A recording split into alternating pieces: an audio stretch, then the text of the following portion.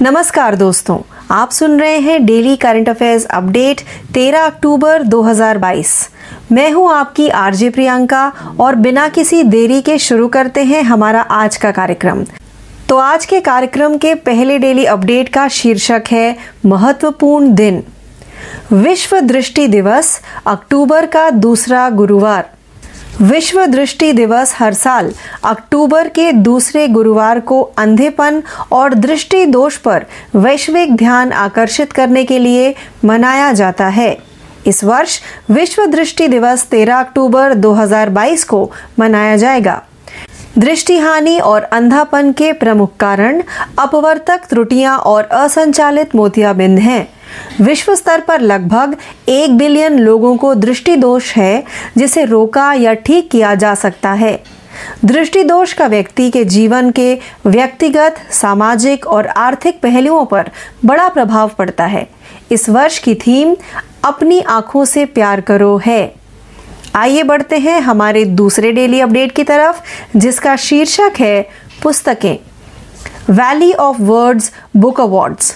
Tagore and Gandhi ने अंग्रेजी non fiction में जीत हासिल की। अनीस सलीम की the odd book of baby names English fiction और रुद्रांशु मुखर्जी की Tagore and Gandhi walking alone walking together English non fiction उन 8 में से एक थी जिन्हें valley of words book awards में वर्ष की सर्वश्रेष्ठ पुस्तकों का पुरस्कार दिया गया था। PFC VOW बुक अवार्ड्स वर्तमान में अपने छठे संस्करण में भारत में सबसे व्यापक स्वतंत्र साहित्यिक पुरस्कार कार्यक्रमों में से एक माना जाता है। 2022 के लिए देश भर के 37 प्रकाशन गृहों से 400 से अधिक नामांकन प्राप्त हुए थे। आइए बढ़ते हैं हमारे तीसरे डेली अपडेट की तरफ, जिसका शीर्षक है खेल। राष्ट्रीय खेल 2022। अंडर 20 विश्व चैंपियन अंतिम पंघाल ने जीता कुश्ती स्वर्ण। विश्व अंडर 20 चैंपियन अंतिम पंघाल ने राष्ट्रीय खेल 2022 में प्रभावशाली शुरुआत की। उन्होंने महिलाओं की 53 किलोग्राम कुश्ती में स्वर्ण पदक जीता। महिला कुश्ती में अंडर 20 विश्व चैंपियन बनने वाली पहली भारतीय बनकर अगस्त में इतिहास रचने वाली हरियाणा की अंतिम पंघाल ने फाइनल में मध्य प्रदेश की प्रियांशी प्रजापति को शिकस्त दी। गुजरात की हिना खलीफा और महाराष्ट्र की स्वाति संजय ने महिलाओं के 53 किलोग्राम में कांस्य पदक जीता।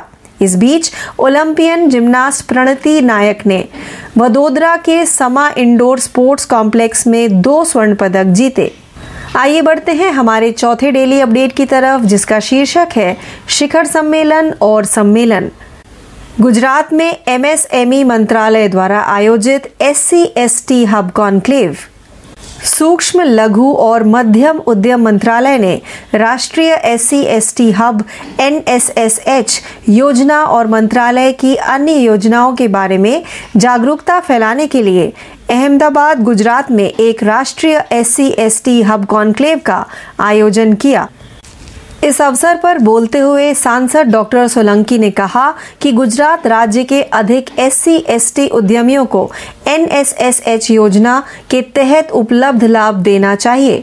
उन्होंने दर्शकों में मौजूद बैंकरों से SC/ST उद्यमियों को ऋण सहायता को प्राथमिकता देने का भी आग्रह किया, ताकि उन्हें अपनी व्यावसायिक क्षमता बढ़ाने में किसी कठिनाई का सामना न करना पड़े। आइए बढ़ते हैं हमारे 5वें डेली अपडेट की तरफ, जिसका शीर्षक है पुरस्कार। भौतिकी में नोबेल पुरस्कार 2022। भौतिकी में 2022 नोबेल पुरस्कार वैज्ञानिकों John F Clauser, Alain Aspect और एंटोन जिलिंगर को उलझे हुए फोटोनों के साथ प्रयोगों, बेल असमानताओं के उल्लंघन की स्थापना और अग्रणी क्वांटम सूचना विज्ञान के लिए प्रदान किया गया था। उन्होंने उलझी हुई क्वांटम अवस्थाओं का उपयोग करते हुए अभूतपूर्व प्रयोग किए, जहां 2 कण अलग होने के बाद भी एक इकाई की तरह व्यवहार करते हैं। पुरस्कार देने वाली संस्था ने कहा, परिणामों ने क्वांटम सूचना के आधार पर नई तकनीक का रास्ता साफ किया है। आइए बढ़ते हैं अपने 6वें डेली अपडेट की तरफ, जिसका शीर्षक है राज्य। केरल के पुल्लमपारा को पहली पूर्ण डिजिटल साक्षर पंचायत का नाम दिया गया। तिरुवनंतपुरम में पुल्लमपारा ग्राम पंचायत केरल की पहली डिजिटल रूप से साक्षर पंचायत बन गई है।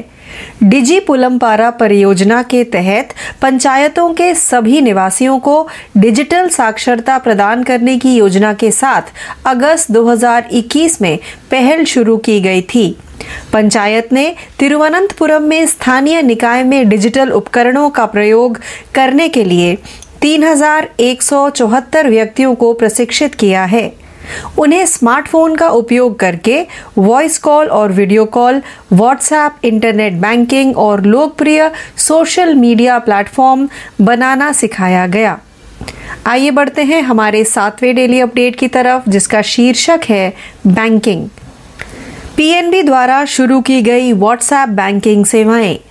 बैंकिंग सेवाओं को और अधिक सुलभ बनाने के प्रयास में राज्य के स्वामित्व वाले पंजाब नेशनल बैंक पीएनबी ने कहा कि उसने ग्राहकों और गैर ग्राहकों दोनों के लिए व्हाट्सएप के माध्यम से बैंकिंग सेवाएं शुरू की हैं। वर्तमान में Punjab national bank PNB WhatsApp banking सेवा के माध्यम से अपने खाता धारकों को बैलेंस पूछताछ, अंतिम 5 लेन देन, स्टॉप चेक, अनुरोध चेकबुक जैसी गैर वित्तीय सेवाएं प्रदान करेगा। व्हाट्सएप बैंकिंग सेवा 24 घंटे अनवरत छुट्टियों सहित एंड्रॉइड और iOS आधारित दोनों मोबाइल फोन पर उपलब्ध होगी। आइए आगे बढ़ते हैं हमारे 8वें डेली अपडेट की तरफ, जिसका शीर्षक है अंतरराष्ट्रीय। भारतीय अमेरिकी डॉक्टर विवेक लाल को अमेरिका में मिला लाइफ टाइम अचीवमेंट अवार्ड। भारतीय मूल के डॉक्टर विवेक लाल को अमेरिकी राष्ट्रपति जो बाइडेन ने विद ग्रेटफुल रिकग्निशन के प्रशस्ति पत्र से लाइफ टाइम अचीवमेंट अवार्ड से सम्मानित किया है। डॉक्टर लाल को प्रशस्ति पत्र अमेरिकॉर्प्स द्वारा दिया गया था, जो अमेरिकी सरकार का एक हिस्सा है और इसका उद्देश्य ऐसी गतिविधियों को बढ़ावा देना है जो अमेरिकियों को समुदायों की सेवा करने के करीब लाती है। आधिकारिक बयान के अनुसार प्रशस्ति पत्र पर संयुक्त राज्य अमेरिका के राष्ट्रपति द्वारा व्यक्तिगत रूप से हस्ताक्षर किए गए थे। डॉक्टर लाल एक उद्योग नेता और जनरल एटॉमिक्स के मुख्य कार्यकारी अधिकारी हैं। आइए बढ़ते हैं हमारे 9वें डेली अपडेट की तरफ, जिसका शीर्षक है रक्षा। भारत ने मिसाइल, रॉकेट और गोला बारूद निर्यात करने के लिए आर्मेनिया के साथ एक समझौते पर हस्ताक्षर किए। भारत ने आर्मीनिया को मिसाइलों, रॉकेटों और गोला बारूद के लिए एक महत्वपूर्ण निर्यात आदेश पर हस्ताक्षर किए हैं। सितंबर में आर्मेनिया को हथियारों और गोला बारूद की आपूर्ति के लिए सरकार से सरकार मार्ग का इस्तेमाल कई अनुबंधों पर हस्ताक्षर करने के लिए लिया गया था। हालांकि अनुबंधों के मूल्य का खुलासा नहीं किया गया है, लेकिन अनुमान है कि आने वाले महीनों में देश को 2000 करोड़ रुपए से अधिक के हथियारों की आपूर्ति की जाएगी। भारत नीतिगत सुधारों और विदेशी ऑर्डर प्राप्त करने के लिए सरकार के सक्रिय समर्थन के साथ हथियारों के निर्यात को बढ़ाने के लिए महत्वपूर्ण प्रयास कर रहा है। आइए बढ़ते हैं हमारे 10वें व अंतिम डेली अपडेट की तरफ, जिसका शीर्षक है अर्थव्यवस्था। अडानी ग्रीन ने दुनिया का सबसे बड़ा पवन सौर ऊर्जा संयंत्र चालू किया। Adani green energy limited AGEL ने घोषणा की है कि उसने राजस्थान के जैसलमेर में 600 मेगावाट क्षमता का दुनिया का सबसे बड़ा पवन सौर ऊर्जा संयंत्र चालू किया है। कंपनी के एक बयान में कहा गया है कि प्लांट का solar energy corporation of India SECL के साथ 25 साल के लिए 2.69 रुपए प्रति किलोवाट पर बिजली खरीद समझौता है। इस परियोजना में 600 मेगावाट सौर और 150 मेगावाट पवन संयंत्र शामिल हैं। इसमें कहा गया है कि यह न केवल अक्षय ऊर्जा शक्ति की अंतराल को कम करेगा, बल्कि देश को ट्रांसमिशन नेटवर्क के इष्टतम उपयोग में भी मदद करेगा। तो हमारे इस अपडेट के साथ ही हमारा आज का कार्यक्रम डेली करंट अफेयर्स अपडेट 13 अक्टूबर 2022 यहीं समाप्त होता है। ज़्यादा जानकारी के लिए जुड़े रहिए। मैं आपकी RJ प्रियंका आपसे विदा लेती हूँ। धन्यवाद।